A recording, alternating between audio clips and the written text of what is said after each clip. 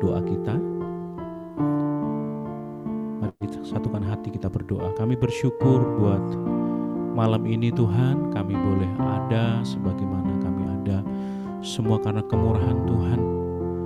Biarlah Tuhan Kau hadir dalam ibadah menara doa kami malam ini.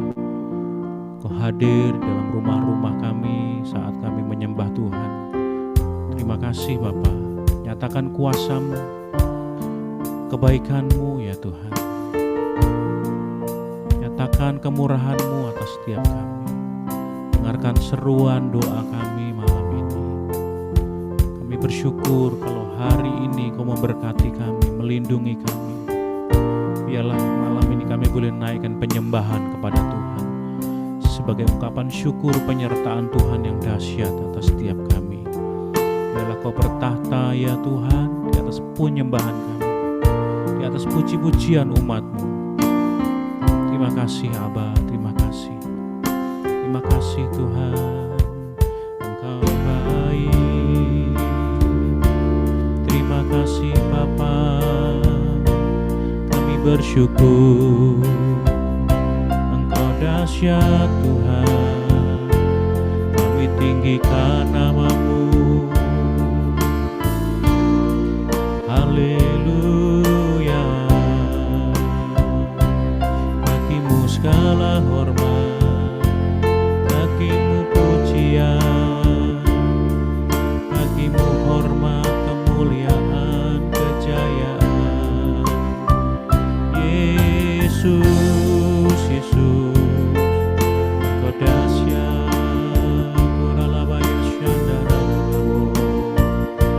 Terima kasih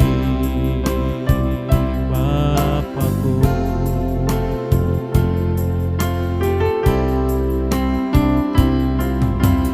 Ku berharap kepadamu, perlindungan dan kekuatanku.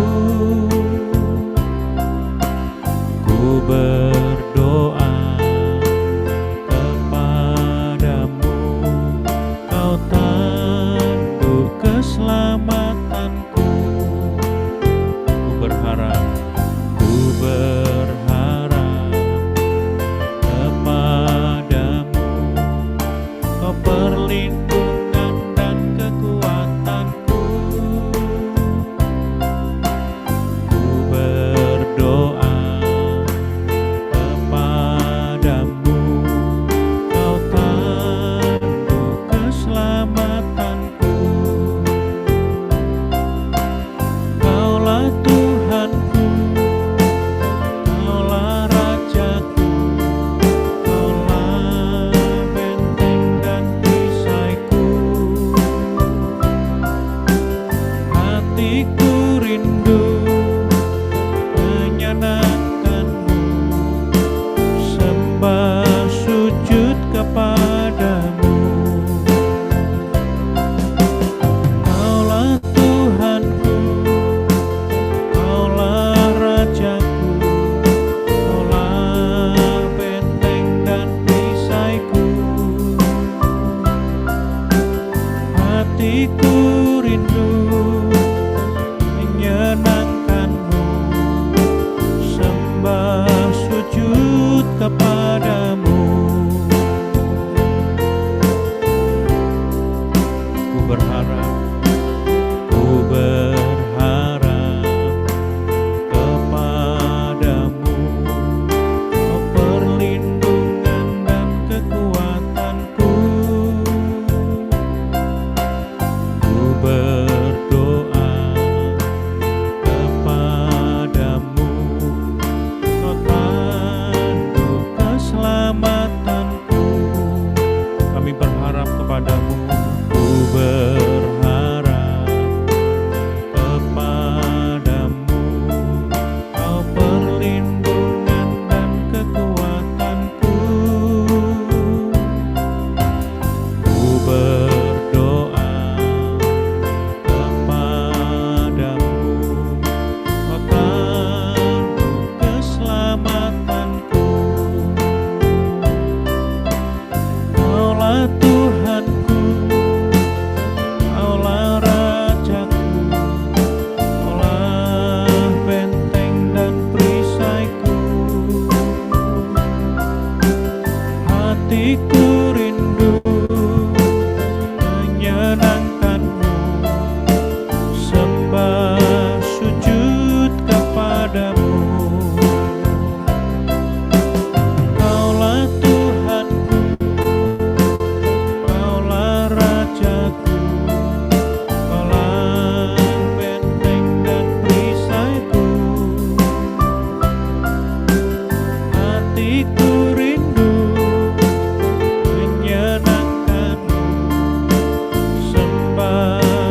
sujud kepadamu. Kaulah Tuhan, Kaulah Tuhanku, Kaulah rajaku, Kaulah benteng dan perisaiku. Hatiku rindu menyenangkanmu, sembah sujud kepadamu.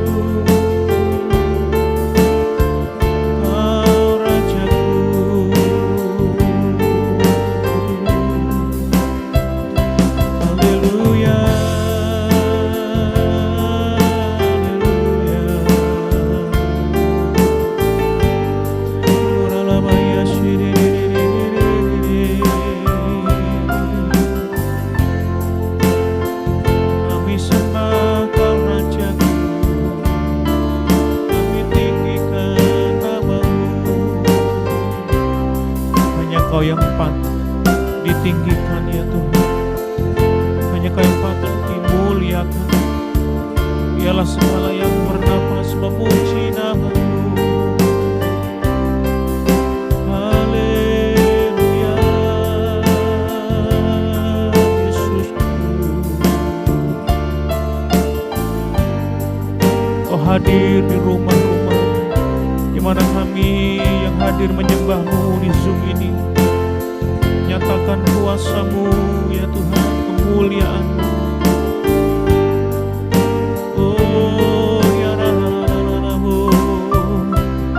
Ada kuasa dalam pujian kepadamu.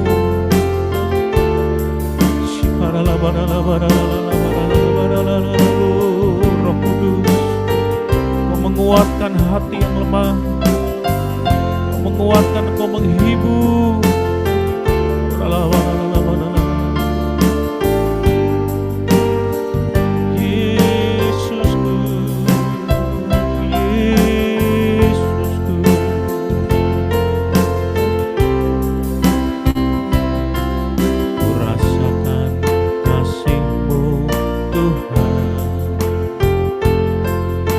Rasakan kuasa-Mu Tuhan, ku rasakan kasih kuasa Roh Kudus, ku rasakan kehadiran-Mu, ku rasakan kasih-Mu Tuhan, ku rasakan kuasa-Mu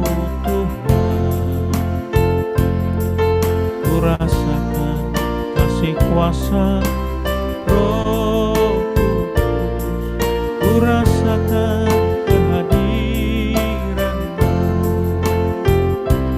Curahkanlah kuasa-Mu Tuhan, mujizat terjadi di tempat ini.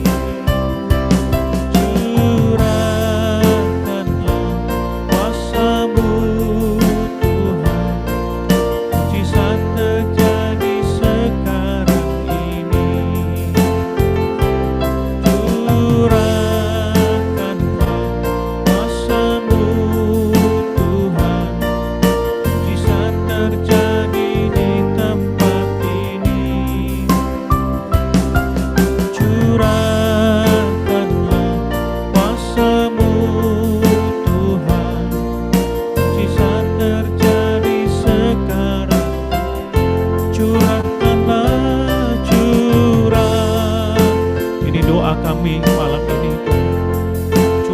kuasa-Mu, mujizat terjadi di tempat ini. Curahkanlah kuasa-Mu Tuhan, mujizat terjadi sekarang ini. Rasakan kuasa-Mu, ku rasakan kasih-Mu Tuhan, rasakan kuasa-Mu Tuhan, ku rasakan kasih kuasa Roh Kudus, ku rasakan kehadiran-Mu, ku rasakan ya Tuhan, rasakan kasih-Mu Tuhan, ku rasakan kuasa-Mu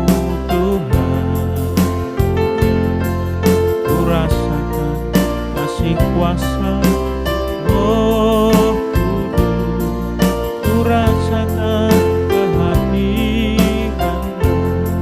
Mari sama-sama katakan, curah kuasa-Mu Tuhan, mujizat terjadi di tempat ini.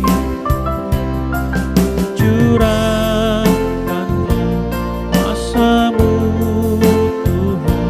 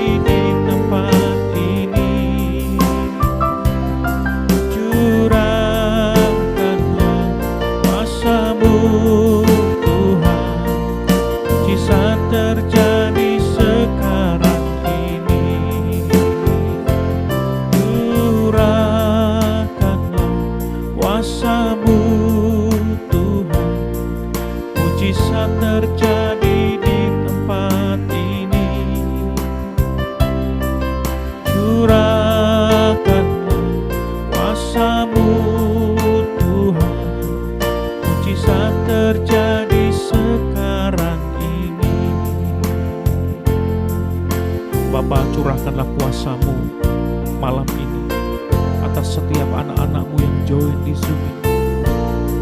Biarlah terjadi mujizat dalam nama Tuhan Yesus. Mereka yang butuh pemulihan Tuhan, pulihkan, sembuhkan dalam nama Yesus. Biarlah hubungan suami istri dan anak-anak juga dipulihkan dalam nama Yesus.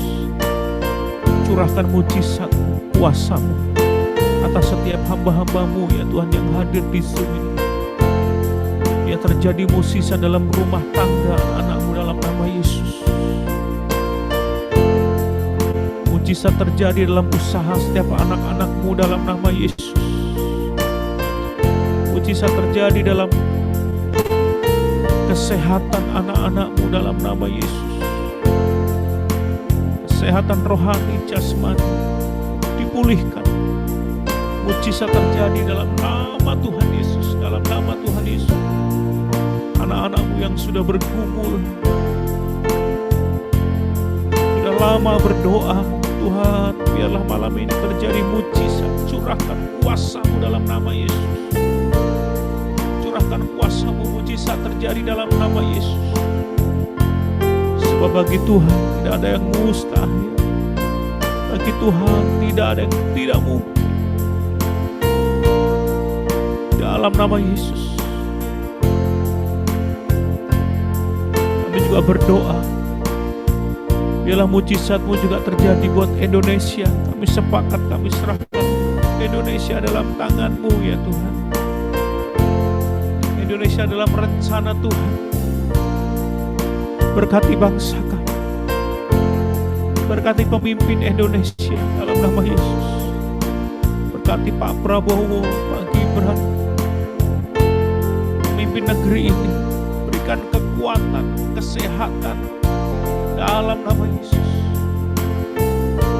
Dan semua para pimpin, para menteri, para pemimpin-pemimpin negeri ini Tuhan, biarlah ada roh takut akan Tuhan menyertai dalam kepemimpinan. Mari ya Aba, nyatakan kuasa atas Indonesia. Indonesia terus naik, tidak turun. Berkati ekonomi Indonesia dalam nama Yesus.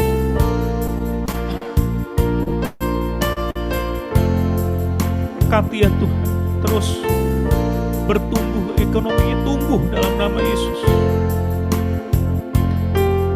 Oh lama-lama, berkati ya Tuhan. Indonesia dalam rencana Allah yang dahsyat. Bahkan Indonesia menjadi berkat bagi bangsa-bangsa. Terus sertai dengan keajaiban-Mu atas negeri ini ya Bapa. Kami juga bersatu hati berdoa buat kota-kota yang ada di Indonesia. Kami berdoa buat Surabaya. Terima kasih ada hamba-hamba-Mu yang luar biasa yang terus berseru-seru kepada Tuhan untuk kotanya. Di mana Kau tempatkan hamba-hamba-Mu di kota itu.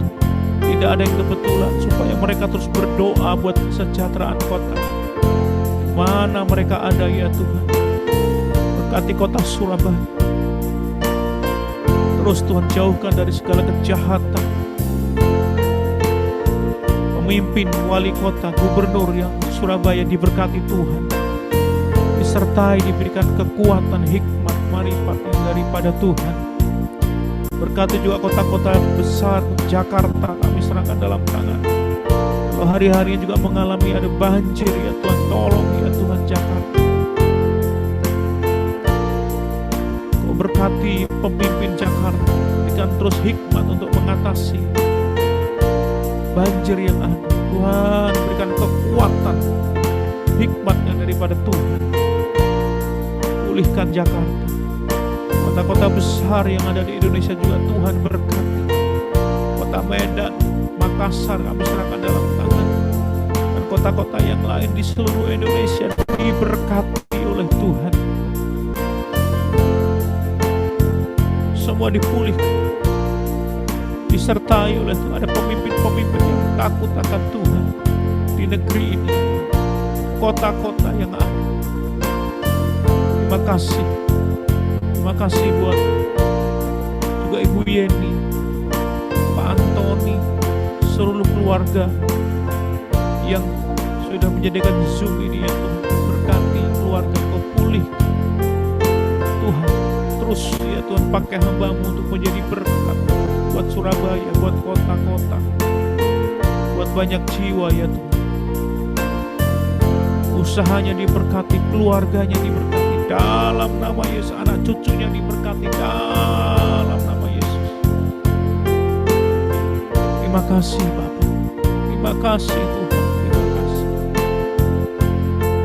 terima kasih.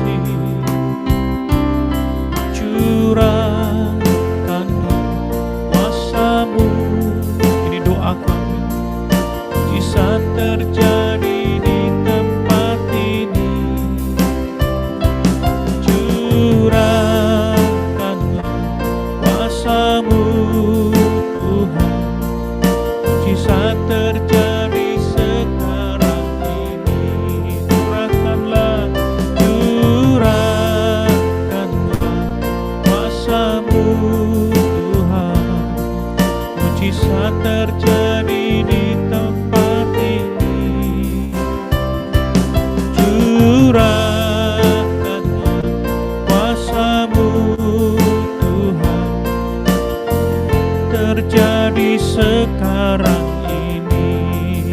Mujizat, mujizat terjadi sekarang ini. Mujizat terjadi sekarang ini.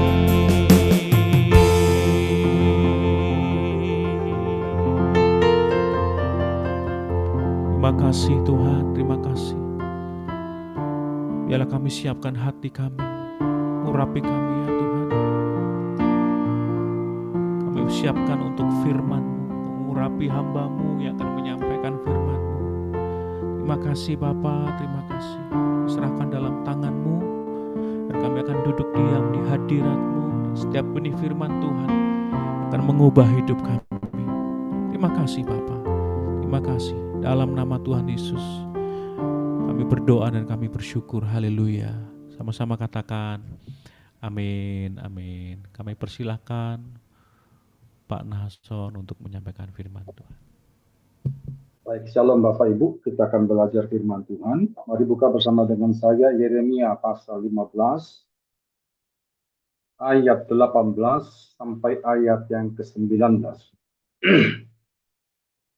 Yeremia pasal 15 ayat 18 sampai 19. Kita akan belajar, ada satu Tuhan di sini untuk kita perhatikan baik-baik. Demikian firman Tuhan, saya bacakan. Mengapakah penderitaanku tidak berkesudahan dan lukaku sangat payah?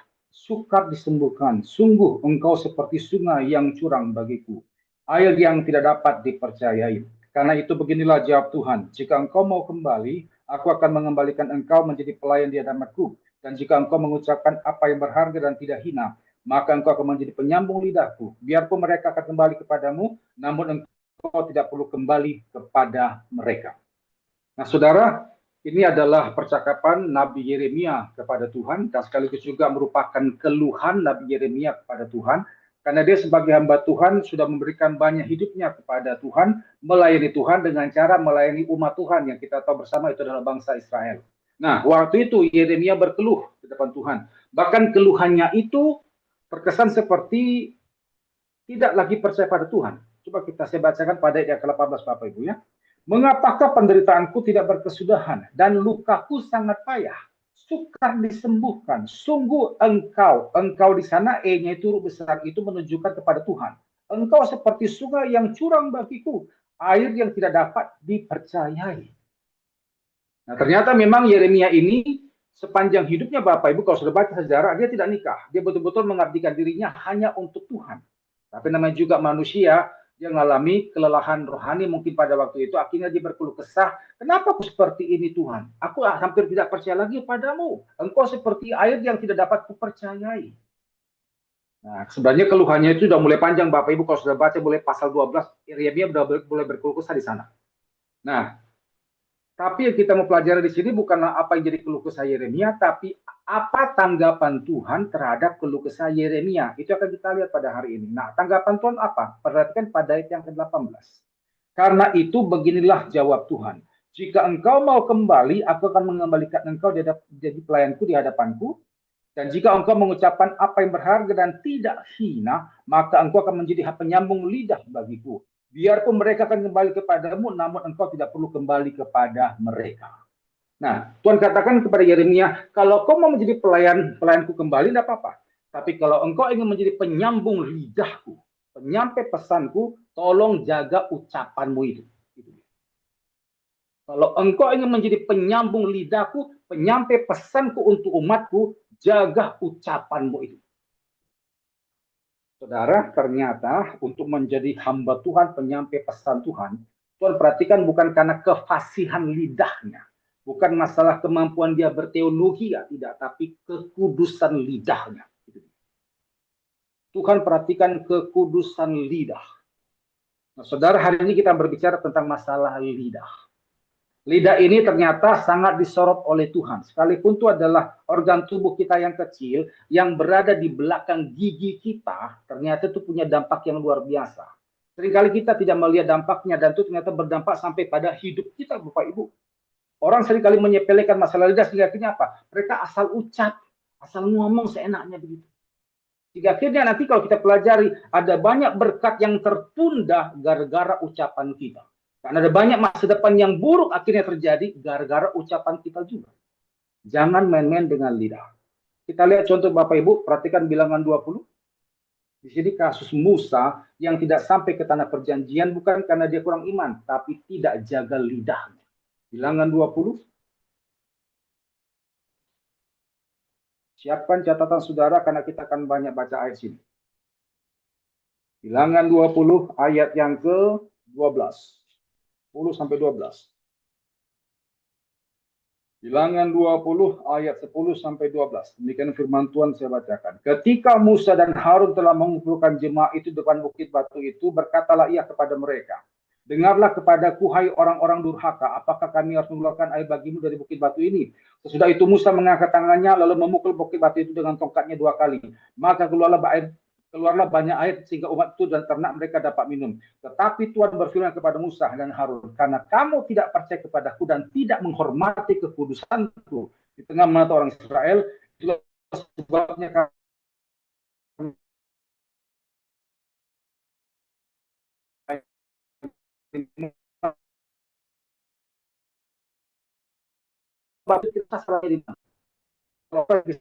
mengeluh karena mereka itu haus. Mereka itu sudah berjalan berhari-hari tidak ada air. Terus mereka merengek-rengek ke Musa. Terus akhirnya Musa menyampaikan ke Tuhan. Tuhan loh nggak marah mendengar keluhan Israel. Karena Tuhan tahu ini manusia, bukan robot. Yang anehnya, kok Musa marah? Tuhan saja nggak marah. Tapi kok Musa marah? Apa bukti kemarahan Musa? Perhatikan yang ke-11. Ayat yang ke-10. Ketika Musa dan Harun itulah mengumpulkan jemaah itu pada bukit batu, itu berkata kepada mereka, dengarlah kepadaku hai orang-orang durhaka. Apakah kami harus mengeluarkan air bagimu dari bukit batu ini? Hai Israel, apakah kami harus kasih minum kalian? Padahal yang kasih minum itu Tuhan, bukan dia. Sombong di situ. Akibat kesombongannya, akhirnya apa? Musa tidak nyampe tanah perjanjian. Coba kalau Musa mulutnya diam saja, pasti nyampe sudah. Itu gara-gara lidah. Contoh lagi, bilangan 12. Ini Miriam. Kena kusta, gara-gara mulutnya. Bilangan 12 ayat 1 sampai 2. Saya bacakan. Bilangan 12 ayat 1 sampai 2. Miriam serta Harun mengatai Musa berkenan dengan perempuan Kus. Mengatai itu berarti kan omongannya nggak enak. Yang diambilnya sebab memang ia telah mengambil seorang perempuan Kus. Kata mereka, sungguhkah Tuhan berfirman dengan peran Musa saja? Bukankah dengan peran kita ia juga berfirman? Dan kedengaran lahir itu kepada Tuhan. Jadi Miriam berkata, emang cuma Musa yang pekaroh? Kita kan juga pekaroh. Sombong di sana. Menyepelekan hambanya yaitu Musa. Akibatnya apa? Perhatikan ayat yang ke-10. Bilangan 12 ayat 10. Dan ketika awan telah naik dari atas kemah, maka tampaklah Miriam kena kusta, putih seperti salju. Ketika Harun berpaling pada Miriam, maka dilihatnya bahwa ia kena kusta. Akibat omongannya itu, Miriam kena kusta. Coba kalau Miriam diam saja mulutnya, sehat dia. Jadi Bapak Ibu hati-hati dengan ucapan saudara. Kita banyak contoh. Anania Safira, itu gara-gara berbohong, 2 orang suami istri mati di tempat, membohongi Rasul Petrus. Saudara, hati-hati dengan lidah kita. Nah, hari ini kita akan belajar tentang masalah lidah. Kita masuk yang pertama. Secara umum ada 5 penyakit lidah. Secara umum ada 5 penyakit lidah. Yang pertama adalah lidah dusta atau lidah bohong. Mari buka Amsal 12 ayat 22. Amsal 12 ayat 22. Secara umum penyakit lidah ada 5.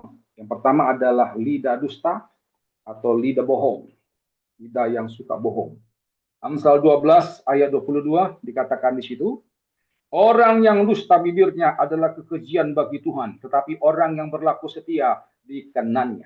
Orang yang dusta bibirnya adalah kekejian bagi Tuhan. Itu penyakit lidah yang pertama adalah lidah dusta atau suka bohong. Yang kedua, banyak ngomong. Banyak ngomong. Amsal 10 ayat 19. Yang tadi, yang pertama suka bohong. Yang kedua, banyak ngomong. Amsal 10 ayat 19. Dikatakan di situ, di dalam banyak bicara pasti ada pelanggaran. Tetapi siapa yang menahan bibirnya berakal budi. Di dalam banyak bicara pasti ada pelanggaran. Penyakit lidah yang kedua adalah banyak ngomong. Yang ketiga, besar omong. Besar ngomong alias tukang ngibul, pembual. Buka Mazmur 12 ayat 4. Mazmur 12 ayat 4. Penyakit lidah yang ketiga adalah besar omong atau pembual. Mazmur 12 ayat yang keempat. Dikatakan di situ, biarlah Tuhan mengerat segala bibir yang manis dan setiap lidah yang bercakap besar. Setiap lidah yang bercakap besar. Besar omong. Jadi kalau katakan besar omong, sesuatu yang biasa dibesar-besarin. Jadi dia kebanyakan garang-garang cerita. Sebenarnya nggak begitu bahaya, tapi dibuat akhirnya seram, akhirnya orang nilai itu seperti gimana. Padahal biasa. Itu namanya nambah-nambahi cerita. Itu namanya besar omong. Yang ketiga adalah, yang keempat adalah cepat ngomong. Ini penyakit lidah yang keempat, cepat ngomong. Jadi nggak berpikir dulu udah ngomong. Orang seperti ini biasanya akan banyak menyesal. Karena berbicara sebelum berpikir. Amsal 29 ayat 20. Amsal 29 ayat 20. Cepat ngomong. Amsal 29 ayat yang ke-20. Demikian firman Tuhan. Ayat. Saya bacakan. Kau lihat orang yang cepat dengan kata-katanya. Harapan lebih banyak bagi orang bebal daripada bagi orang itu. Ternyata bagi Alkitab, orang yang cepat ngomong itu jauh lebih berbahaya daripada orang bebal. Bayangkan itu, saudara. Orang bebal saja kalau kita ngadapi udah pusing kepala kita. Ternyata di Alkitab katakan orang yang cepat ngomong itu lebih parah. Itu penyakit lidah yang keempat, cepat ngomong. Yang kelima adalah fitnah. Fitnah. Fitnah itu adalah kebohongan yang berestafet, beruntut, saudara. Jadi nyebar kemana-mana. Mari buka Imamat 19 ayat 16. Imamat 19 ayat yang ke-16. Fitnah. Imamat 19 ayat yang ke-16, demikian firman Tuhan. Janganlah engkau pergi kian kemari menyebarkan fitnah di antara orang-orang sebangsamu. Janganlah engkau mengancam hidup sesamamu manusia, akulah Tuhan. Fitnah. Bapak Ibu, saya mau nanya, kira-kira saudara bisa membedakan nggak kalau kita titip uang ke orang dengan titip berita ke orang itu? Apa bedanya? Kalau kita titip uang ke orang, maka lihat nanti lama-lama uang itu pasti habis. Tapi kalau kita titip berita ke orang, lama-lama berita itu pasti nambah. Tapi kanlah, itulah fitnah. Pasti akan muncul lagi tambah-tambah berita, dibumbu-bumbuin, akhirnya itu gosip, saudara. Itulah fitnah.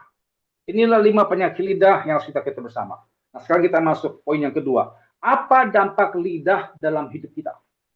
Apa dampak lidah terhadap hidup kita? Saya temukan ada 3. Yang pertama terhadap diri sendiri, yang kedua terhadap orang lain, yang ketiga terhadap Tuhan atau perkara rohani. Kita masih yang pertama, dampak lidah terhadap kita sendiri atau diri sendiri. Saya temukan dampak lidah terhadap diri sendiri itu menyangkut juga ada 3. Yang pertama, ada 3. Yang pertama, hidup bisa terasa mati atau hidup bisa terasa hidup bisa terasa hidup atau mati tergantung lidah.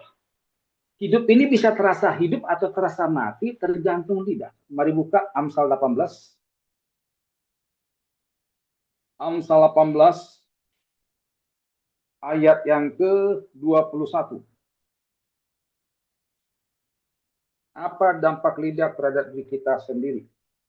Kita temukan ada 3. Yang pertama, Amsal 18 ayat 21. Hidup dan mati dikuasai lidah. Siapa suka menggemakannya akan memakan buahnya. Hidup dan mati dikuasai lidah. Saudara, hidup kita ini bisa terasa hidup atau terasa mati tergantung lidah. Kita ini sebenarnya hidup, tapi suasana kayak mati rasanya. Itu tergantung lidah. Contoh-contoh. Bapak Ibu nanti bisa praktek ya. Saya sudah praktek soalnya. Coba nanti habis ibadah ini, Bapak Ibu bercerminlah di kaca, tatap bayangan saudara di cermin itu dengan serius, dengan konsentrasi Bapak Ibu ya. Lalu ucapkan kepala kepusing 200 kali. Lihat nanti kepala saudara pasti akan pusing. Itu pasti. Saya saja nggak sampai 200, hanya 50 kali ucapan kepala pusing. Itu kepala saya pusing saudara. Nah, yang luar biasa lagi Bapak Ibu ya. Saya ini tidak membenturkan kepala saya ke tembok. Kalau saya benturkan kepala saya ke tembok, saya pusing itu aja. Tapi ini kan ucapan, tidak terlihat, hanya bentuk uapan saja gitu Bapak Ibu, nggak berbentuk itu kata-kata. Tapi kepala saya kok bisa pusing? Itu yang aneh. Jadi Bapak Ibu bayangkan kalau ada orang yang hari-harinya mengeluh, aduh mati aku. Tidaklah, pasti akan mati. Mungkin kita nggak mati fisik Bapak Ibu ya, tapi mungkin waktu itu menghadapi masalah dan Tuhan hendak berikan engkau hikmat, akhirnya hikmat itu buntu karena engkau berkata, aku mati. Contoh, saya punya adik rohani, ini udah lama Bapak Ibu ya. Bapaknya ini masuk rumah sakit Suwandi, Surabaya sini. Saya kurang tahu sakit apa Bapak itu, tapi waktu saya sampai ke sana, memang dikasih kabar kalau Bapak ini itu sakit badannya semua dan seperti kayak mau mati. Jadi Bapak ini kalau tidur itu untuk membaringkan dia ke kiri atau ke kanan tuh mesti dibantu sama anak istrinya. Saya waktu itu datang ke sana, saya lihatlah bagaimana Bapak itu waktu dimiringkan ke kanan tuh mesti dibantu sama anak istrinya. Bapak itu sampai teriak-teriak, aduh, gitu. Aduh, sakit sekali rupanya badan saya gitu. Terus akhirnya kita doa. Sambil minyak urapan, saya urapi Bapak itu. Habis itu kita doakan, patahkan segala semacam, terus bilang amin. Nah, waktu habis amin, tak kenapa, saya digerakkan Tuhan untuk menyuruh Bapak ini duduk gitu. Nah, saya bisa bayangkan lah tadi waktu untuk miring ke kiri kanan saja udah teriak-teriak, apalagi seru dulu saya pikir, waduh ini benar apa enggak gini. Akhirnya kita paksa duduk, puji Tuhan Bapak itu enggak mengeluh saudara, tidak berteriak-teriak lagi. Nah, saya lihat, wah ada perubahan. Akhirnya saya bilang, Pak tolong Bapak jalan. Nah, akhirnya Bapak itu bisa jalan saudara. Wah, anak istrinya sampai bersorak-sorai, Bapak Ibu bilang, aduh puji Tuhan, Bapak menang, bisa Bapak sembuh gitu. Bapak itu jalan ke sana, jalan kemari, jalan ke sana kemari. Nah, terus kembali duduk saudara ya. Nah, waktu duduk itu saya perhatikan, Bapak itu tadi waktu jalan ke sana kemari itu mukanya itu cemberut. Jadi nggak ada kelihatan wajah sukacita. Padahal sudah bisa duduk, bisa jalan. Terus akhirnya saya bilang, Pak, kenapa kok wajahnya cemberut? Kan sudah sembuh gitu. Terus Bapak itu bilang gini, nggak ada gunanya mas, aku udah sembuh gini. Toh aku juga banyak hutang, kata gitu. Loh, utang ini gini Bapak Ibu ya, bukan dia punya hutang ke orang, tapi orang lain tuh nggak kembalikan uangnya. Jadi dia pikir, dia bilang kepada saya, untuk apa saya pulung, untuk apa saya sembuh mas? Ini rumah itu butuh perbaikan, tuh atap belakang rumah udah hancur. Uang kita nggak ada, belum dikembalikan sama orang. Ini lagi lihat anak saya ini, belum lagi beruang sekolahnya, dia dari mana? Aku disembuh itu bisa apa? Tapi saya bilang, Pak, ngadapi masalah itu satu-satu Pak. Ini Bapak udah bisa pulang rumah sakit, udah puji Tuhan. Akhirnya Bapak bisa kembali kerja. Masalah uang nanti kan Tuhan bisa berkati kembali. Tapi wajah Bapak itu cemberut aja begitu. Singkat cerita, besoknya dia sudah pulang. Seminggu kemudian saya dengar kabar Bapak itu mati, Bapak itu meninggal. Terus sampai kaget. Waktu itu saya di luar kota. Saya telepon adik rohani saya bilang, loh, Bapak meninggal kenapa? Terus adik rohani bilang gini, Iya mas, soalnya waktu kemarin tuh pulang rumah sakit sudah sembuh sebenarnya, tapi ucapannya tiap hari kepingin mati, akhirnya mati betul sudah. Orang kalau usia ucapan aku mati lagi dah mati, mati betul sudah. Makanya Bapak Ibu jangan anggap enteng ucapan sudah. Dan mengerti katakan amin. Ingat, ucapan bisa berdampak pada kita sendiri, yaitu menyangkut masalah hidup kita bisa terasa hidup atau mati tergantung daripada lidah. Yang kedua, menentukan masa depan. Masa depan itu baik atau tidak bukan masalah akademis otak kita, tinggi IQ tidak, tapi masalah lidah juga. Buka 1 Petrus 3:10. 1 Petrus 3 ayat 10. Dampak lidah terhadap kita adalah tergantung pada masa depan, menentukan masa depan. 1 Petrus 3 ayat 10 dikatakan di sana, siapa yang mau mencintai hidup dan mau melihat hari-hari baik, ia harus menjaga lidahnya terhadap yang jahat dan bibirnya terhadap ucapan-ucapan yang menipu.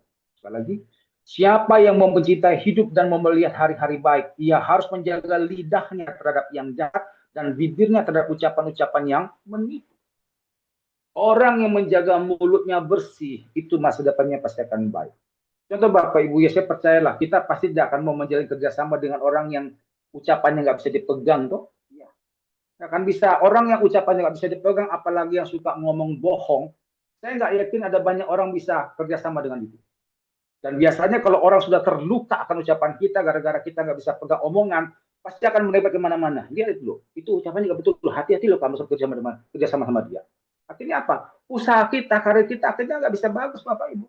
Kita dicap sekalipun kita S3 dari Amerika, tapi kalau ucapan suka bohong, suka jahat, nggak akan bagus usaha kita, percayalah. Ini firman Tuhan. Makanya saudara, ucapan itu sangat menentukan masa depan. Bukan hanya sekedar IQ saja, tapi ucapan kita. Lalu yang ketiga, apa dampak lidah terhadap diri kita sendiri? Yang ketiga adalah menggambarkan kualitas kendali diri. Menggambarkan kualitas kendali diri. Seorang itu bisa tampak pengendalian dirinya bukan karena masalah dia pintar atau tidak, tapi bagaimana dia mengendalikan lidahnya. Yakobus 4, Yakobus 3 yang kedua. Yakobus 3 ayat yang kedua. Bukan karena dia sekolah tinggi. Bukan. Oh, karena dia sekolah tinggi, maka dia pasti hidupnya tertata baik, tidak. Tapi kalau dia bisa jaga lidahnya, maka hidupnya pasti akan tertata dengan baik. Yakobus 3 yang kedua. Yakobus 3 yang kedua dikatakan di sana, sebab kita semua bersalah dalam banyak hal. Barang siapa tidak bersalah dalam perkataannya, ia adalah orang sempurna yang dapat juga mengendalikan seluruh tubuh. Orang yang bisa kendalikan lidah, maka dia bisa kendalikan tubuhnya. Dalam artian berarti apa Bapak Ibu? Orang kalau sudah bisa kendalikan tubuh, berarti orang itu hidupnya pasti akan tertata dengan baik. Orang kalau sudah bisa kendalikan tubuhnya, itu dia punya hidup kendalikan apa? Bisa kendalikan lidahnya lebih dahulu. Itu kata firman Tuhan. Jadi dampak lidah terhadap kita adalah menunjukkan kualitas kendali diri. Itu yang pertama, dampak lidah terhadap diri kita sendiri. Yang kedua, dampak lidah terhadap orang lain. Saya temukan juga ada 3. Yang pertama, melukai hati. Ternyata perkataan kita ini sekalipun tidak berbentuk bisa melukai hati orang. Buka Amsal 15 ayat 4. Amsal 15 ayat yang keempat.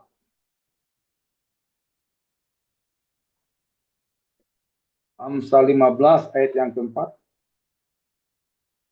Dikatakan di sana, lidah lembut adalah pohon kehidupan, tetapi lidah curang melukai hati. Sekali lagi, lidah lembut adalah pohon kehidupan, tetapi lidah curang melukai hati. Kata-kata kita ini Bapak Ibu tidak berbentuk loh ya, tapi ternyata bisa bikin orang sesak napas. Bayangkan tuh tajamnya perkataan. Saya pernah tegur keras seorang anak muda, karena dia ngomong ke papanya itu sangat-sangat gak sopan. Dia sampai tunjuk-tunjuk ujung bapaknya Bapak Ibu. Tunjuk-tunjuk sampai bilang, kon itu ya, kon. Itu kon itu kan bahasa Surabaya itu kan kasar Bapak Ibu. Itu akhirnya Bapak itu stroke, saudara. Bayangkan. Bapak itu langsung stroke. Jadi waktu saya datang yang kedua itu Bapak itu posisi stroke, mati separuh. Sampai dia bilang gini, doakan saya Pak. Saya tuh nggak nyangka itu anak yang saya sudah besarkan mati-matian supaya dia bisa sekolah. Saya sama istri saya mati-matian berupaya supaya dia bisa punya sekolah yang bagus, uang jajan yang cukup. Apa yang nggak ada kami ada-adakan Pak. Sekarang dia bisa tunjuk-tunjuk hidung saya. Saya nggak nyangka pengorbanan kami selama ini kok membuat anak jadi kurang ajar. Itu langsung stop Bapak itu Bapak. Langsung stop Bapak itu. Bayangkan ya, itu hanya perkataan loh Bapak Ibu. Itu bisa merusak sistem metabolisme tubuh orang. Jadi makanya Bapak Ibu jangan sembarangan berkata-kata buruk, apalagi terhadap keluarga kita. Setuju katakan kami. Kata-kata kita ini bisa melukai orang. Itu yang pertama. Terus yang kedua, bisa membangun. Selain melukai orang, kata-kata kita ternyata juga bisa membangun. Dan ini yang perlu. Buka Efesus 4 ayat 29. Efesus 4 ayat 29. Dampak kedua dari kata-kata kita pada orang lain adalah membangun. Tadi yang pertama melukai. Yang kedua membangun. Efesus 4 ayat 29. Janganlah ada perkataan kotor keluar dari mulutmu, tetapi pakailah perkataan yang baik untuk membangun di mana perlu, supaya mereka yang mendengarnya beroleh kasih karunia. Gunakanlah perkataan yang baik untuk membangun di mana perlu, supaya mereka yang mendengarnya beroleh kasih karunia. Saudara, kata-kata kita ini kalau kita gunakan kepada orang yang tepat, yang lagi berkesusahan, dan kita menggunakan kata-kata yang baik, itu powernya melebihi vitamin Bapak Ibu. Contoh ya, saya pernah pelayanan doakan orang di rumah sakit Karamanjang, Surabaya ini. Ini udah lama.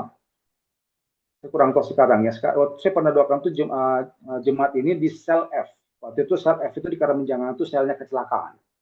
Nah, sekarang saya kurang tahu sel F itu apakah masih sel kecelakaan apa tidak. Nah, waktu saya datang ke sana, saya doakan ada seorang bapak, dia kayaknya dari luar kota, saudara ya, dari luar pulau, dari timur kayaknya, dan tidak ada keluarganya. Jadi kakinya itu dibalut, nggak tahu ada kecelakaan apa ya.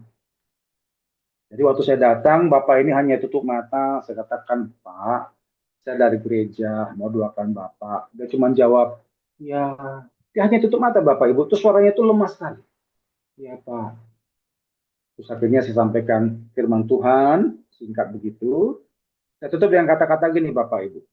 Pak, sekalipun Bapak tidak ada keluarga di sini, ataupun tidak ada orang yang mendengar bagaimana engkau mengalami masalah ini, tidak ada orang yang bisa engkau curhati tentang bagaimana perasaan saat ini, Bapak jangan kecil hati, jangan tawar hati karena engkau masih punya Yesus. Dia besertamu pada hari ini. Dia mendengarkan engkau, Pak. Saya ngomong gitu, Bapak Ibu tahu, itu Bapak langsung lompat dari tempat tidurnya sambil teriak, Tuhan, terima kasih, aku masih punya Tuhan. Itu teriak menjerit, Bapak Ibu. Bayangkan tuh sel F itu besar itu ada berapa puluh orang di situ. Akhirnya orang itu kami semua di situ. Sampai teriak. Nah, saya menanya Bapak Ibu, kalau saudara posisi jadi saya di situ, hanya dengan kata-kata begitu membuat orang tersebut yang tadi lemah langsung lompat dari tempat tidur, perasaan Bapak Ibu bagaimana? Kalau saya waktu itu, wah langsung sukacita sekali Bapak Ibu. Ya, wah luar biasa dampak kata-kata itu Bapak Ibu. Nah, saya menanya Bapak Ibu, apakah ada obat dokter yang bisa membuat orang lagi lemah, begitu diminum langsung lompat dari tempat tidur? Kira-kira ada nggak Bapak Ibu obat dokter begitu? Ya nggak ada. Tapi kata-kata kita yang diurapi Tuhan, itu bisa. Nah, kenapa enggak kita gunakan kata-kata itu di rumah tangga kita, saudara? Kenapa kita gunakan kata-kata yang saling menyakiti rumah tangga kita? Untuk apa? Ingat saudara ya, anak-anak kita, keluarga kita mungkin sudah mengalami banyak sakit hati dengan kata-kata orang di luar rumah sana. Akankah kita juga berikan sakit hati dengan kata-kata kita yang pedas kepada mereka di rumah? Hendaklah janganlah Bapak Ibu. Hendaklah rumah tangga kita dan rumah tangga yang sungguh-sungguh mengeluarkan kata-kata yang membangun. Yang setuju katakan amin. Jadi dampak kata-kata kita ke orang adalah yang kedua, membangun. Yang ketiga adalah menyembuhkan. Luar biasa. Menyembuhkan. Amsal 12 ayat 18. Amsal 12 ayat 18. Menyembuhkan. Dampak dari kata-kata kita ke orang lain yang ketiga adalah menyembuhkan. Amsal 12 ayat yang ke-18, demikian firman Tuhan. Ada orang yang lancang mulutnya seperti tikaman pedang, tapi lidah orang bijak mendatangkan kesembuhan. Ada orang yang lancang mulutnya seperti tikaman pedang, tetapi lidah orang bijak mendatangkan kesembuhan. Ternyata kata-kata kita juga bisa mendatangkan kesembuhan, Bapak Ibu. Kalau ini saya yakin Bapak Ibu sudah mengalami kan? Ya, waktu kita doa untuk sakit keluarga kita, atau mungkin diri kita sendiri, kita tangking dalam nama Yesus, dan ternyata apa? Terjadi kesembuhan. Itu kekuatan kata-kata. Saya pernah Bapak Ibu baca satu buku, kesaksian Bapak Pendeta Kenneth Hagin. Beliau itu memang dipakai Tuhan menjadi pendoa dunia, saudara ya. Nah, waktu itu Bapak ini menangani kasus seorang jemaat yang kena kutil seluruh tubuhnya. Saudara tahu kan, kutil itu kan nggak ada obatnya Bapak Ibu, dan bayangkan itu kutil seluruh tubuh. Jadi sampai mata si Bapak ini, jemaat ini, saudara, itu nggak kelihatan karena ketutup kutil. Itu penyakit yang sangat kita kasihani Bapak Ibu karena nggak ada obatnya. Bayangkan kalau pakai salep, mau berapa kilo salep dipakai untuk mengobati tubuh satu sekujur tubuhnya, itu kan nggak mungkin. Nah, akhirnya Bapak Pendeta Kenneth nangan ini terapi doa dengan kata-kata 1 jam 1 hari. Jadi selama 1 jam itu terapi doa, tongking patahkan. Aku berkata kepada penyakit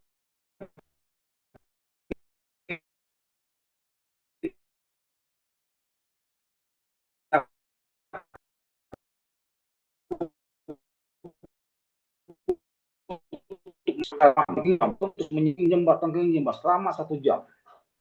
Hari keempat kutil mulai kering satu persatu. Hari kelima mulai rontok sebagian, hari ketujuh rontok semua Bapak Ibu. Setelah beberapa hari kemudian itu Bapak itu lepas semua kutilnya. Itu kekuatan kata-kata doa. Itu powernya luar biasa. Nah, saudara, kata-kata kita bisa pakai untuk yang lain. Dalam pelayanan pelepasan juga kami menangani juga seperti Bapak Ibu ya. Kita nggak bisa doakan, nggak bisa menyembuhkan orang enggak Bapak Ibu, karena kita enggak ngerti masalah obat. Kita hanya tangking patahkan dalam nama Yesus. Kita menangani kasus sudah banyak, saudara, karena kita konseling pelepasan sudah hampir 30 tahun. Ya. Kita menangani orang-orang yang sakit kanker segala macam. Kita hanya katakan dalam nama Yesus patah, semuanya hancur. Itu kata-kata, saudara. Itu kanker, santet segala macam itu tumbang dengan nama Yesus oleh perkataan orang-orang yang diurapi Tuhan. Saya percaya kita semua diurapi Tuhan. Amin, saudara ya. Oleh karena itu Bapak Ibu, gunakanlah kata-kata itu untuk kesembuhan rumah tangga kita, kesembuhan untuk hidup kita sendiri masing-masing. Jangan gunakan kata-kata itu untuk melukai orang. Jadi dampak kata-kata terhadap orang lain yang ketiga adalah menyembuhkan. Nah, sekarang kita ketiga, dampak ucapan kita terhadap Tuhan. Tadi kan pertama terhadap diri kita sendiri, yang kedua terhadap orang lain, yang ketiga dampak ucapan terhadap Tuhan. Nah, ternyata Bapak Ibu saya temukan ada 2 dampak ucapan kita terhadap Tuhan atau terhadap hal ilahi. Yang pertama adalah kelayakan ibadah kita ditentukan dari kekudusan lidah. Kelayakan ibadah ternyata ditentukan dari kekudusan lidah. Buka Yakobus 1:26. Yakobus 1:26. Ibadah kita berkenan di hadapan Tuhan bukan karena musiknya bagus, bukan karena lagu-lagunya enak, bukan karena suasana itu tenang, ada AC, ada lampu yang bagus-bagus, tidak. Tapi kelayakan lidah umat yang beribadah di tempat itu. Yakobus 1:26. Perhatikan Bapak Ibu kalimatnya di situ. Yakobus 1:26. Jikalau ada seorang menganggap dirinya beribadah tetapi tidak mengekang lidahnya, ia menipu dirinya sendiri, maka sia-sialah ibadahnya. Jikalau ada orang yang menganggap diri beribadah tetapi tidak bisa mengekang lidahnya, ia menipu dirinya sendiri, maka sia-sialah ibadahnya. Jadi sekalipun kita mungkin nyanyi kita bagus, khotbah kita bagus, tapi ternyata lidah kita sehari-hari kita nggak bisa gunakan dengan baik, tidak kudus, maka sekalipun kita beribadah melayani Tuhan, ibadah dan pelayanan kita tidak berkenan di hadapan Tuhan. Jadi yang pertama, dampak lidah terhadap Tuhan atau hal ilahi menyangkut kelayakan ibadah. Yang kedua, keselamatan di akhirat. Kita ini selamat atau tidak ternyata bergantung dari lidah kita. Buka Roma 10:9. Roma 10:9. Kita bisa selamat atau tidak ternyata bukan masalah sekedar amal budi kita saja, tapi lidah kita juga bergantung atasnya. Roma 10:9 dikatakan di sana, sebab jika kamu mengaku dengan mulutmu bahwa Yesus adalah Tuhan dan percaya dalam hatimu bahwa Allah telah membangkitkan dia dari orang mati, maka kamu akan diselamatkan. Sebab jika kamu mengaku dengan mulutmu bahwa Yesus adalah Tuhan dan percaya dalam hatimu bahwa Allah telah membangkitkan dia dari antara orang mati, maka kamu akan diselamatkan. Kita mengaku Yesus adalah Tuhan, kita diselamatkan. Demikian juga, ternyata kalau kita tidak mengaku Yesus Tuhan, kita akan dibuang Bapak Ibu, kita akan dicampakkan neraka. Buka Matius 10 ayat 32 sampai 33. Matius 10 ayat 32 sampai 33. Kita memang banyak buka ayat, karena ini memang pemuritan saudara ya. Tidak seperti ibadah gereja. Kalau pemuritan pasti banyak buka ayat, kita akan dipaksa untuk buka ayat dan hafal ayat. Itu harus dibiasakan Bapak Ibu ya. Matius 10 32 sampai 33. Setiap orang yang tidak mengakui aku di depan manusia, aku juga akan tidak mengakuinya di depan Bapakku di surga. Tetapi barang siapa menyangkal aku di depan manusia, aku juga akan menyangkalnya di depan Bapakku yang di surga. Kalau kita tidak mengakui Yesus adalah Tuhan di depan orang, Tuhan pun juga tidak akan mengakui kita sebagai anaknya. Barang siapa juga menyangkal Tuhan, Tuhan pun akan menyangkal dia. Itu bicara apa? Ucapan saudara. Jadi bayangkan saudara ya, kekuatan lidah ini punya dampak yang luar biasa. Oleh karena itu Bapak Ibu, tolong hati-hati gunakan lidah saudara. Kita sama-sama tadi pelajari dampak lidah yang pertama terhadap diri kita sendiri, yang kedua terhadap orang lain, yang ketiga terhadap Tuhan. Nah sekarang kita masuk selanjutnya. Kalau kita sudah mengerti bahwa dampak lidah begitu luar biasa, sekarang bagaimana caranya Pak supaya saya bisa menggunakan lidah itu dengan bijak? Bagaimana caranya supaya saya bisa menggunakan lidah itu dengan baik untuk hal yang positif?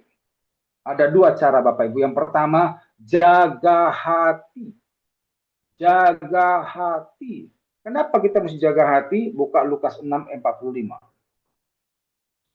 Lukas pasal 6 ayat 45. Untuk menjaga lidah kita agar kita bisa menggunakannya dengan bijak, agar keluar kata-kata yang baik, yang positif, yang membangun. Yang pertama adalah harus jaga hati. Lukas 6 ayat 45, demikian firman Tuhan. Orang yang baik mengeluarkan barang yang baik dari perbendaharaan hatinya yang baik. Dan orang yang jahat mengeluarkan barang yang jahat dari perbendaharanya yang jahat. Karena yang diucapkan mulutnya meluap dari hatinya.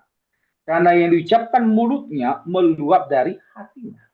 Saudara, saya percaya kalau Bapak Ibu lagi mengalami hati yang sukacita, mungkin dapat berkat atau apalah itu saudara ya, saya sangat yakin pasti tidak ada keluar kata-kata negatif dari mulut Bapak Ibu. Tidak akan mungkin keluar kata-kata kutuk di situ. Karena hati saudara lagi sukacita. Otomatis yang keluar apa? Puji Tuhan, haleluya. Kata-kata yang baik. Karena hati kita lagi baik, lagi sukacita. Tapi kalau sudah tersinggung dikit saja di sini, tersinggung dikit saja di hati saudara, maka sangat gampang saudara keluarkan kata-kata yang kasar. Sangat gampang. Makanya saudara, untuk bisa punya kata-kata yang baik, yang pertama adalah jaga hati saudara. Pastikan hati saudara itu baik. Kalau hati saudara baik, maka pasti juga akan keluar kata-kata yang baik. Keluar kata-kata yang baik, otomatis apa? Hidup saudara pasti akan baik. Jadi yang pertama, jaga hati. Yang kedua, 1 Korintus 13 ayat 11. 1 Korintus 13 ayat yang ke-11. 1 Korintus 13 ayat 11. Apalagi yang harus kita lakukan agar kita bisa bijak menggunakan lidah kita? Yang pertama tadi jaga hati. Yang kedua 1 Korintus 13 ayat yang ke-11. Ketika aku kanak-kanak, aku berkata-kata seperti kanak-kanak. Aku merasa seperti kanak-kanak. Aku berpikir seperti kanak-kanak. Sekarang sesudah aku menjadi dewasa, aku meninggalkan sifat kanak-kanak itu. Yang kedua adalah miliki pikiran yang dewasa. Miliki pikiran yang dewasa. Tadi kita katakan, kalau aku kanak-kanak, maka aku berkata-kata seperti kanak-kanak. Kalau aku dewasa, maka aku tidak lagi berkata-kata seperti kanak-kanak. Itu firman Tuhan. Miliki pikiran yang dewasa. Saya mau nanya saudara, Bapak Ibu bisa bedakan nggak anak-anak, anak kecil dengan dewasa itu dalam hal berkata-kata itu apa bedanya? Bedanya gini saudara ya, anak kecil itu, ini anak kecil usia 5 tahun ke bawah Bapak Ibu ya, atau 10 tahun ke bawah lah. Anak kecil itu kalau ngomong nggak pernah mikir dulu. Dia itu asal ngomong aja. Itu anak kecil. Tapi kalau orang dewasa, mikir dulu baru ngomong. Itu orang dewasa. Kalau anak kecil itu langsung ngomong. Contoh Bapak Ibu, contoh misalnya kalau Bapak Ibu bawa anak Bapak Ibu ya, yang masih kecil itu usia 10 tahun ke bawah lah, atau cucu Bapak Ibu yang 10 tahun ke bawah itu ke mall. Nanti perhatikan celotehnya dia waktu ketemu mainan kesukaannya dia. Nanti dia bilang apa? Pak, Ma beli itu. Tong, Ma beli itu. Nah, dia tuh waktu ngomong itu dia nggak mikir papa mamanya bawa apa tidak, nggak mikir saudara. Yang penting aku mau itu. Itu anak kecil. Nggak pernah mikir sebelum ngomong. Tapi kalau anak itu sudah dewasa, sudah SMA, dia pasti mikir dulu. Nanti dia lihat, oh papa mamaku udah gajian apa belum. Dia mikir dulu sebelum minta permintaannya dia. Dia mikir dulu sebelum ngomong. Nah, orang dewasa juga demikian. Kalau kita dewasa pikiran kita, saya yakin kita akan mikir dulu sebelum bicara. Nah, yang jadi pertanyaan, yang dipikir itu apa? Sebelum kita bicara tuh yang kita pikir itu apa? Ada 4, saudara. Yang pertama, itu benar apa tidak? Orang bijak kalau bicara, yang pertama dipikir adalah itu benar apa tidak. Pastikan yang kita sampaikan itu benar. Jangan sampai nggak benar. Kalau nggak benar berarti fitnah. Yang pertama, itu benar apa tidak. Yang kedua, itu bermanfaat apa tidak. Orang bijak akan berpikir yang kedua, ini bermanfaat apa tidak. Karena ada kalanya juga yang benar belum tentu bermanfaat, saudara ya. Contoh misalnya, saya lagi jalan dari Kertajaya, dari tempat saya ini ke Brown ke Kertajaya. Nah, di tengah jalan itu saya ketemu ada kodok mati di jalan, saudara. Nah, begitu sampai di Kertajaya, di rumahnya Bu Jenny, saya bilang, Bu Jenny, tadi waktu saya jalan kemarin itu ada kodok mati. Nah, kira-kira itu benar nggak, saudara? Benar. Tapi apakah itu bermanfaat bagi Bu Jenny? Ya enggak lah. Apa gunanya bagi Bu Jenny informasi kodok mati? Kan enggak guna, saudara. Nah, kayak gitu-gitu perlu kita pikir Bapak Ibu. Jangan sampai nanti hari-hari kita banyak ngomong tapi nggak ada manfaatnya. Untuk apa? Jadi orang bijak akan berpikir yang kedua selain benar, yang kedua ini bermanfaat apa tidak? Kalau nggak bermanfaat yang nggak usah diomongin lah. Itu yang kedua. Yang ketiga, itu pantas apa tidak? Itu pantas apa tidak? Nah, saudara kalau bicara kepantasan, itu menyangkut 2 yang saya tahu saya. Yang pertama adalah kata-kata yang kita gunakan, yang kedua nada bicara kita. Nah, saudara, orang yang bijak pasti akan menggunakan kata-kata yang sopan. Waktu kita berbicara dengan orang yang sebaya kita, yang di bawah usia kita, sama orang yang di atas usia kita, tentu kata-kata kita agak beda, saudara ya. Jangan sampai waktu kita bicara dengan orang yang di atas kita, usianya, kita gunakan kata-kata yang nggak sopan. Jangan sampai. Nah, orang bijak akan berpikir sampai ke sana. Gunakan kata-kata yang sopan. Terus nada bicara. Saudara, nada ini penting. Karena orang kalau kata-katanya bagus tapi nadanya nggak tepat, itu bisa mancing emosi, saudara. Makanya kalau bicara ke orang itu, biasakan kita nada rendah, saudara. Biasakan nada rendah. Kalau kita nada rendah, itu lain perasaan orang waktu menerima kata-kata kita, itu beda. Kalau saudara nada tinggi, itu akan terkesan tuh kita lagi bentak atau sedang menggurui orang itu nggak bagus. Biasakan nada rendah lah. Makanya sebelum bicara, yang ketiga adalah itu pantas enggak. Lalu yang keempat adalah itu sudah waktunya atau tidak. Jadi orang yang bijak akan berpikir yang keempat sebelum dibicara adalah itu sudah waktunya apa tidak. Karena ada kalanya itu memang benar, tapi belum waktunya disampaikan. Contoh, misalkan ada seorang ibu di rumah sakit lagi sekarat, lalu anaknya yang menjaga dia. Nah, satu saat anaknya ini lagi cari obat, kebetulan nggak ada di rumah sakit, dia mesti keluar dari rumah sakit cari obat. Dia naik sepeda motor. Nah, ternyata waktu cari obat itu anak ini ditabrak, saudara, mati. Nah, apakah berita kematiannya itu langsung disampaikan ke ibunya yang lagi sekarat ini? Ya tentu tidak. Kalau langsung disampaikan, ibu yang sekarat itu bisa serangan jantung, Bapak Ibu. Makanya perlu waktu yang tepat untuk menyampaikannya. Nah, makanya Bapak Ibu, orang yang benar, orang yang dewasa, pasti akan memikirkan 4 hal ini sebelum dia bicara. Yang pertama, itu benar apa tidak. Yang kedua, itu bermanfaat atau tidak. Yang ketiga, itu pantas apa tidak. Yang keempat, itu sudah waktunya atau tidak. Sekali lagi, supaya kata-kata kita bisa bijak kita gunakan, kita sampaikan. Yang pertama tadi harus jaga hati. Yang kedua apa? Miliki pikiran yang berkuasa. Seperti apa pikiran dewasa itu? Dia akan memikirkan ada 4 hal sebelum bicara. Yang pertama, itu benar apa tidak? Yang kedua, itu bermanfaat apa tidak? Yang ketiga, itu pantas apa tidak? Dan yang keempat, itu sudah waktunya atau tidak. Biarlah 2 poin ini Bapak Ibu kita gunakan sehari-hari agar kata-kata kita itu kata-kata yang baik. Ingat, apa yang kita keluarkan kata-kata kita itu akan berdampak ke kita, ke orang lain, dan juga kepada perkara-perkara ilahi yang akan kita dapatkan. Nah, sekarang kita masuk yang bagian terakhir. Pak, bagaimana kita menghadapi kalau memang ternyata kita sudah telanjur keluar kata-kata yang buruk, Pak, dan itu berdampak sekarang ke kita, ke saya. Apakah masih bisa diperbaiki? Jawabannya bisa. Caranya bagaimana? Yang pertama, mungkin kita pernah keluarkan kata-kata buruk ke seorang Bapak Ibu ya, sehingga akhirnya orang itu sakit hati atau bagaimana begitu. Nah, apakah itu masih bisa diperbaiki? Bisa. Cara bagaimana? Ada 2. Yang pertama, minta maaf kepada orang yang pernah kita katai itu. Lalu doa bersama, cabut kata-kata itu Bapak Ibu kepada Tuhan. Jadi yang pertama, datang kepada orang itu, minta maaf.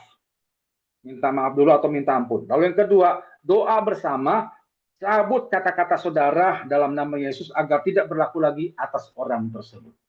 Kesaksian, ini perlu kesaksiannya. Kami pernah nangani, saya pernah waktu itu khotbah di Bangkalan. Habis khotbah, didatangi seorang bapak. Bapak itu bilang gini, Pak Nason, saya ini hidup susah. Mulai dari remaja sampai sekarang, waktu itu usianya sudah 40, Bapak Ibu. Ini udah lama kasusnya ini. Sekarang Bapak itu mungkin sudah 60 lebih lah.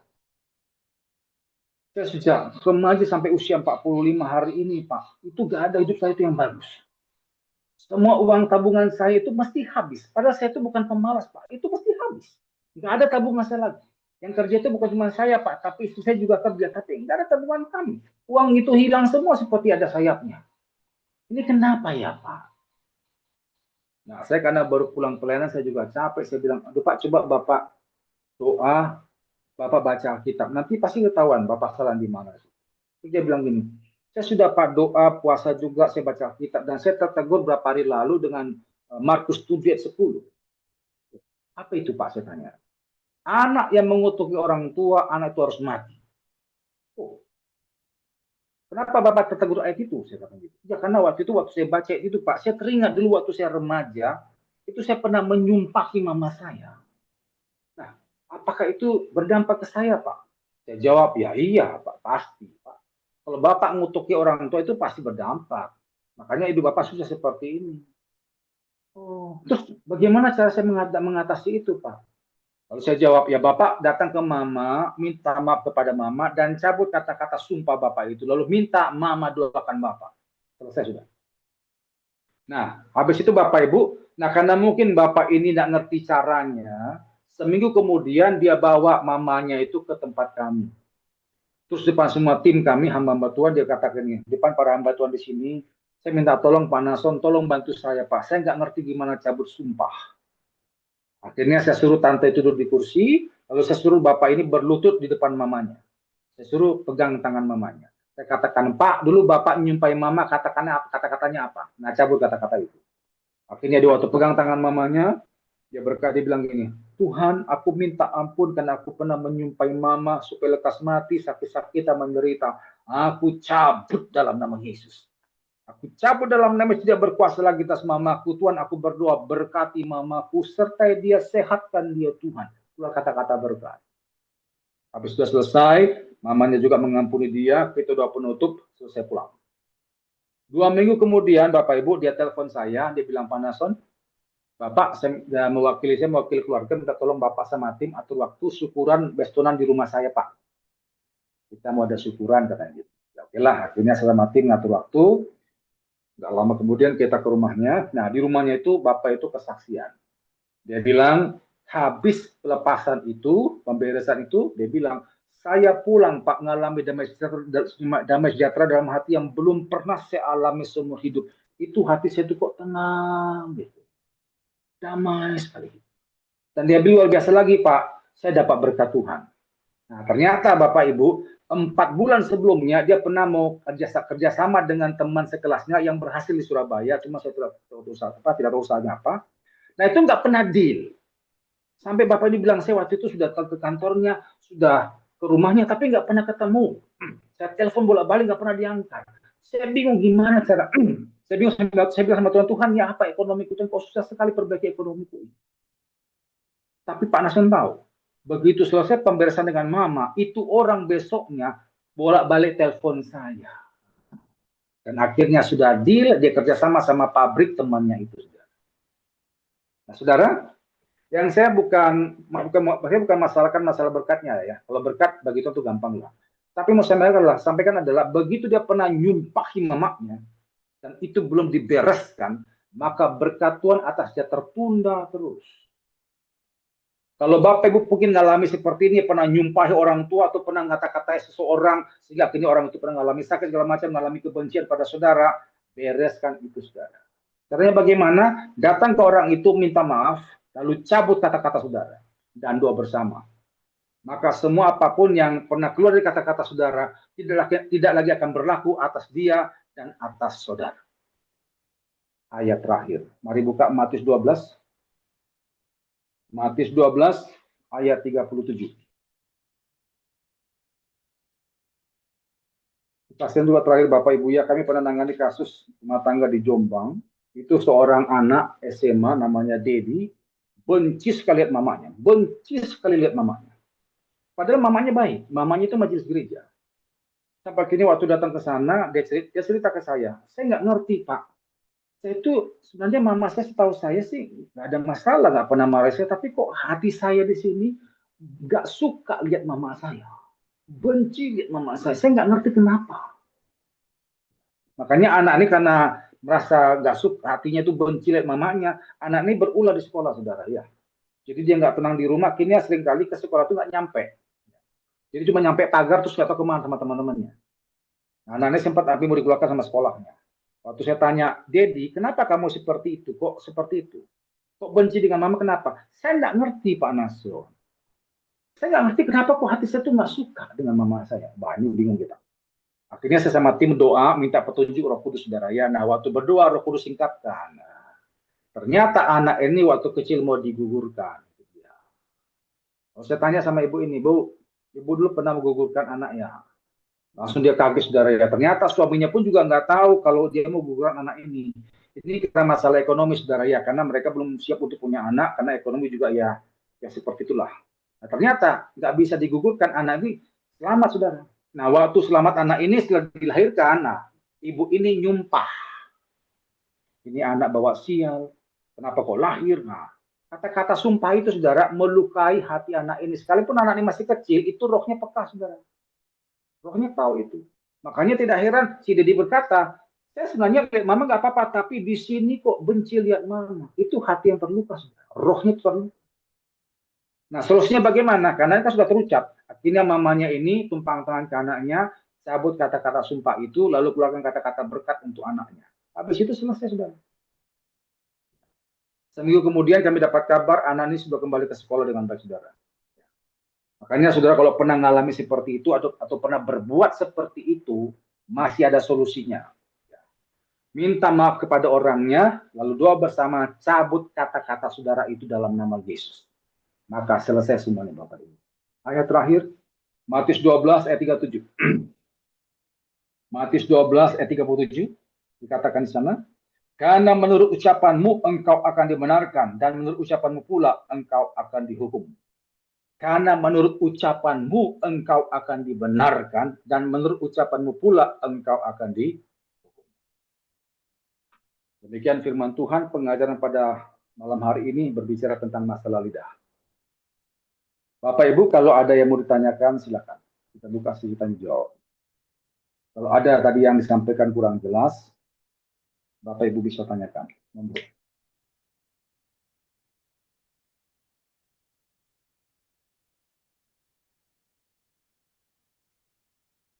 Silakan Bapak Ibu. Ada yang belum mengerti mungkin penyampaiannya tadi, monggo bisa ditanyakan.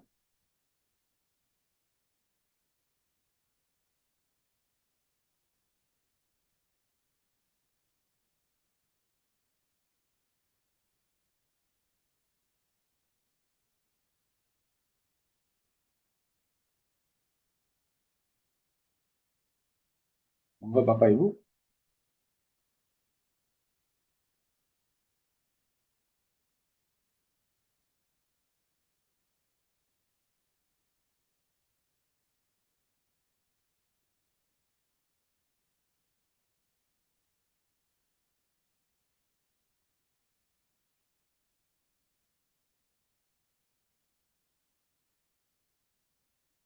Bisa lewat chat atau bisa langsung ngomong Bapak Ibu. Silakan. Bisa dibuka mic-nya.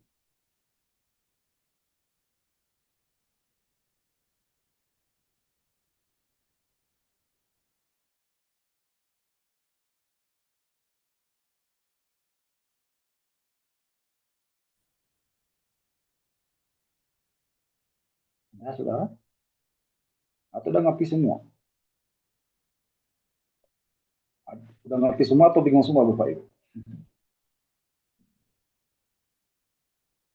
Monggo, saya tunggu. Kalau ada yang bertanyakan masalah pengajaran tentang lidah malam hari ini, silakan bisa ditanyakan.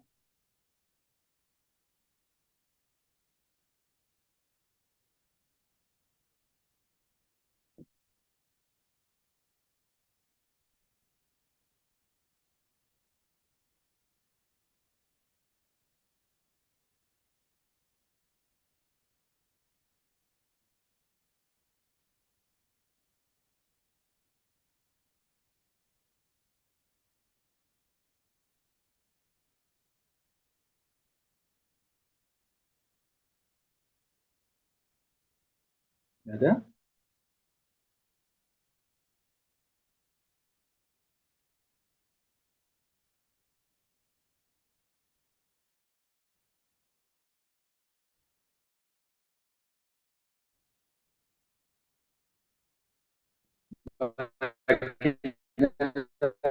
Pertanyaan dari Ibu Emilia. Pak, kalau pernah disumpahi mama, tapi beliau sudah meninggal, apakah bisa dipatahkan? Bisa. Caranya bagaimana? Mbak, Ibu ampuni aja mama, udah selesai. Pengampunan itu powernya besar Bapak Ibu. Ya. Dulu saya juga pernah dikutuki bapak saya nggak pernah balas. Tapi gini saudara ya, kalau orang tua ngutuki, kita sakit hati, kena sudah. Karena kata-kata orang tua itu powernya luar biasa juga. Tapi orang tua biasanya kalau sering ngutuki, itu biasanya kutukan juga akan kembali ke orang tua. Tapi kalau kita kepahitan dengan orang tua, apalagi tambah membalas ngutuki orang tua, udah kompleks sudah. Tapi kalau kita mengampuni, maka semua kutuk-kutuk sumpah daripada orang tua ke kita itu patah dalam nama Yesus. Itu pasti. Tambah lagi kalau kita doakan orang tua yang baik-baik, udah makin tidak berpengaruh kutuk itu sudah. Makanya betul firman itu berkata apa? Doakan orang yang memusuhimu. Karena di balik kita mendoakan, itu juga akan mematahkan semua apapun yang direncanakan orang jahat tersebut, termasuk sumpahnya pada kita. Pengampunan itu luar biasa. Jadi Bu Elia, kalau pernah mengalami seperti itu, diampuni saja Bu. Kalau diampuni, maka semua apapun sumpah orang tua itu selesai.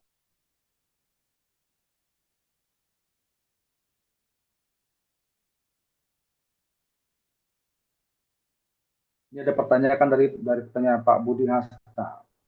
Bagaimana tindakan orang tua kepada anak yang sakit hati masa kecil tidak dekat dengan mamanya? Ini maksudnya gimana Pak? Bagaimana tindakan orang tua kepada anak yang sakit hati masa kecil tidak dekat dengan mamanya? Ini sakit hati kenapa nih Pak? Mungkin Pak Budi Hasta bisa langsung buka mic aja Pak.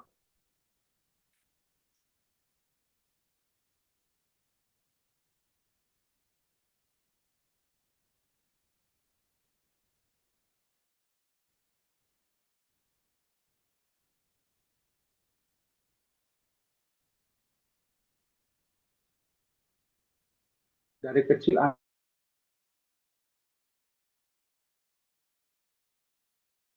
anaknya nggak bersama mama. Bagaimana tindakan orang tua yang sakit hati masa kecil tidak dekat dengan mamanya? Dari kecil anaknya nggak mamanya. Ya, sakit hati itu kenapa Pak? Apakah karena perkataan atau apa? Kalau misalnya orang tuanya itu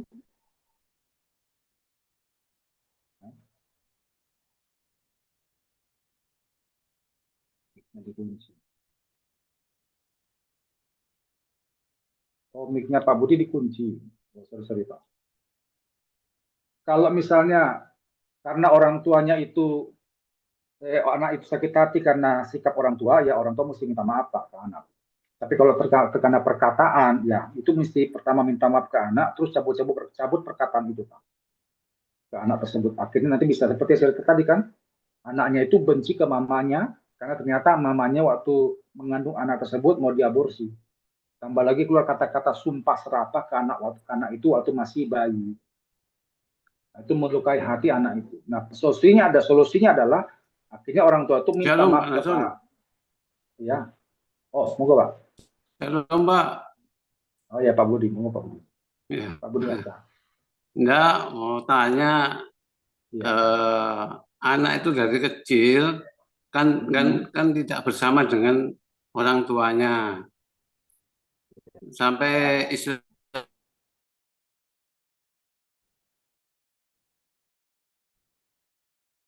anak itu tidak tertekan kebencian, seringkali benci sama orang, Pak. Pak, kata-kata.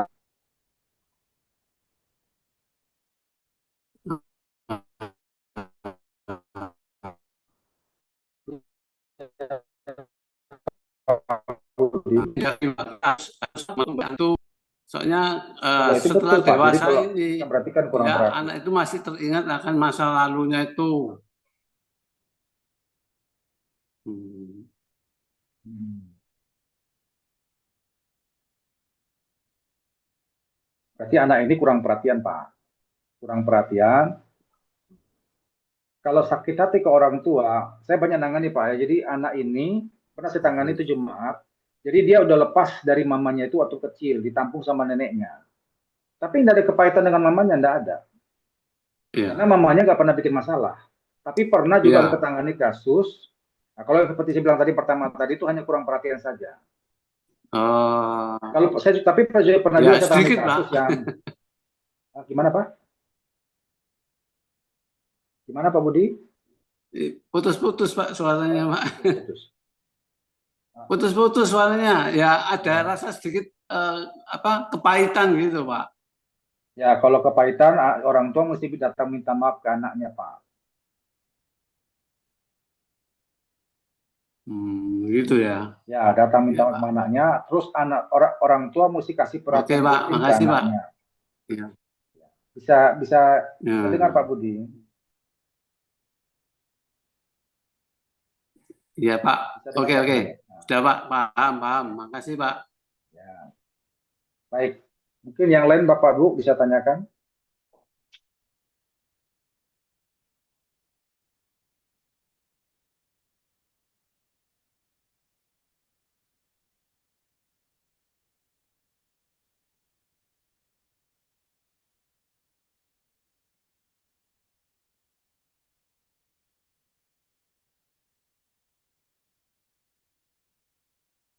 Monggo Bapak Ibu ada yang mau tanyakan dari pengajaran tadi, apakah ada yang kurang jelas?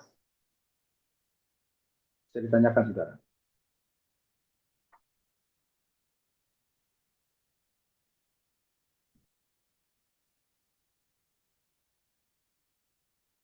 Monggo.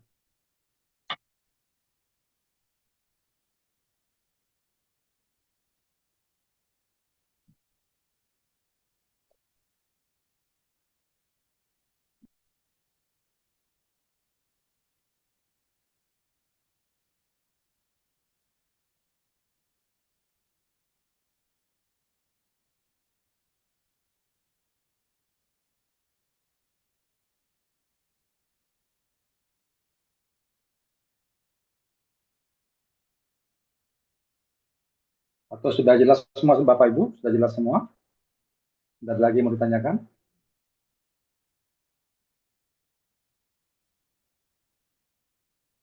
Tidak ada? Jadi saudara, mulai hari ini tolong gunakan kata-kata yang baik Bapak Ibu ya. Terakhir kesaksian. Saya waktu lalu pernah pelayanan ke Kediri, itu tahun lalu kalau nggak salah. Saya diajak makan sama gembalanya. Itu salah satu warung pecel, saya kurang tahu namanya Bapak Ibu ya, tapi itu di desa Kediri Bapak Ibu. Jadi dari kota Kediri itu agak jauh lagi ke dalam. Nah, itu ternyata itu nasi pecel terkenal sana. Cuma saya lupa namanya itu. Itu ramai saudara. Nah, puji Tuhannya itu yang punya nasi pecel itu anak Tuhan.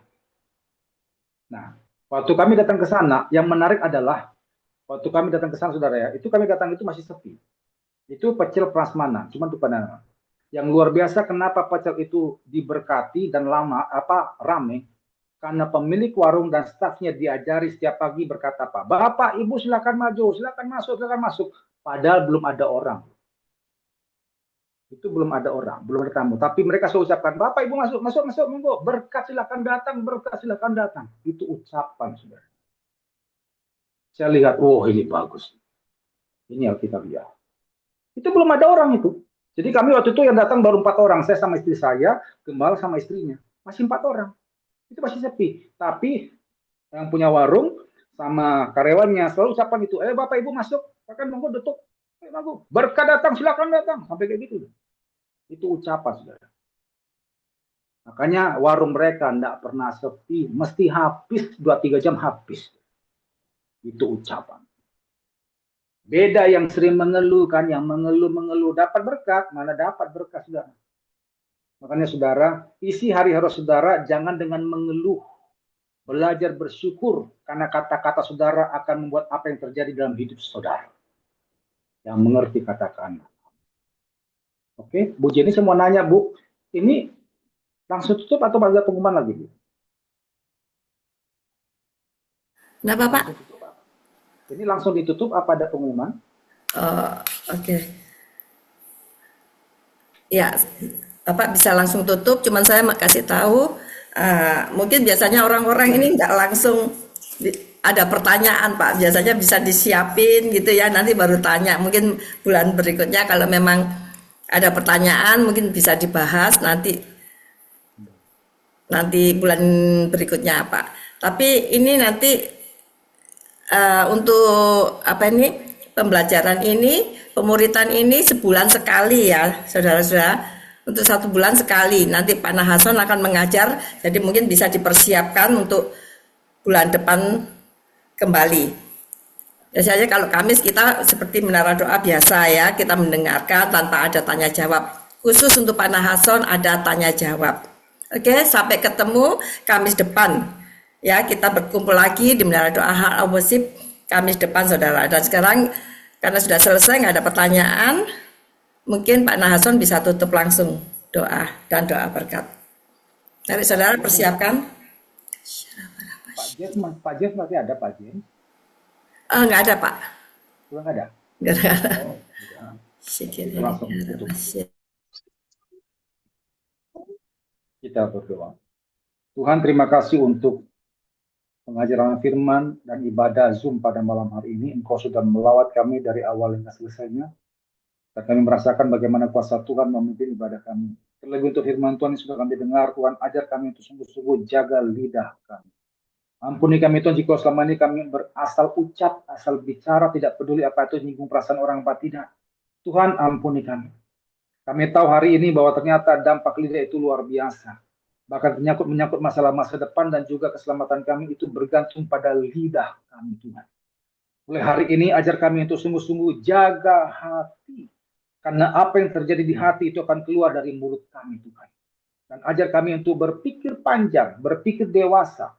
Sehingga akhirnya kami sungguh-sungguh berpikir panjang sebelum bicara. Terima kasih Bapak, hamba sudah sampaikan apa yang Tuhan mau. Biarlah pengajaran pada hari ini sungguh-sungguh kau meteraikan itu dalam roh kami. Sehingga itu termeterai kuat dan kami sungguh-sungguh mulai hari ini menjaga lidah kami dalam nama Yesus. Terima kasih Bapak, kami berdoa biar untuk pengajaran bulan depan Engkau akan mengurapi juga memberkati sehingga kami lihat pengajaran Zoom ini Tuhan sungguh-sungguh didewasakan. Bertumbuh iman kami dan kami sungguh-sungguh militan menjalankan firman Tuhan. Terima kasih Bapak, terima kasih Tuhan. Sempurnakan pujian, sempurnakan penyembahan.